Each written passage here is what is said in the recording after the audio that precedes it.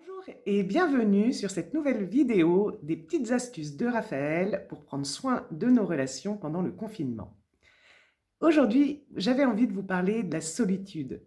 Pas celle qui fait mal et qui nous rend seuls, mais celle qui est bonne et utile pour nous. Christophe Fauré, dans son livre Ensemble mais seuls, nous parle de deux solitudes. Alors vous excuserez l'accent.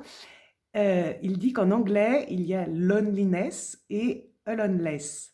Voilà, et la première fait référence à cette solitude qui est difficile à vivre, alors que la deuxième fait référence à cette solitude qui est bonne, qui permet de nous retrouver, qui permet de prendre du recul et de se ressourcer.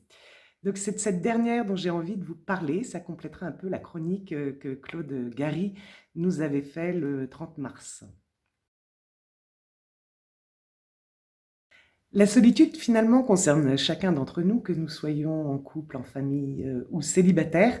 Nous sommes quand même seuls sur le chemin de notre existence et cette certitude se révèle à nous de manière plus forte, peut-être en période de chômage, en période de maladie ou plein d'autres exemples que nous affrontons seuls, en fait, et qui renforcent cette solitude.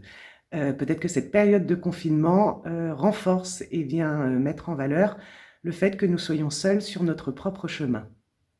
Donc je vous propose aujourd'hui de voir comment nous pouvons faire chemin avec nous-mêmes de manière paisible.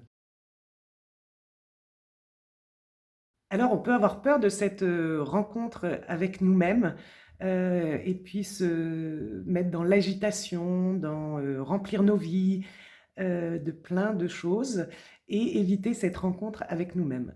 Alors peut-être on peut dire qu'on ne nous a jamais appris à être seul avec nous-mêmes. On peut peut-être aussi dire que la société nous renvoie une image négative de cette solitude.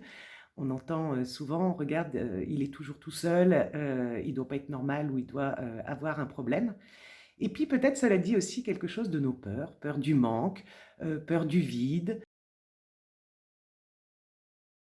Cette solitude nous renvoie au fait que nous sommes responsables de nos vies et responsables de notre bonheur. Je vous propose d'aborder dans une prochaine vidéo les 5 besoins fondamentaux dont nous devons prendre soin pour pouvoir apprivoiser cette solitude. Merci pour votre écoute. N'hésitez pas à vous abonner à notre chaîne YouTube. À bientôt!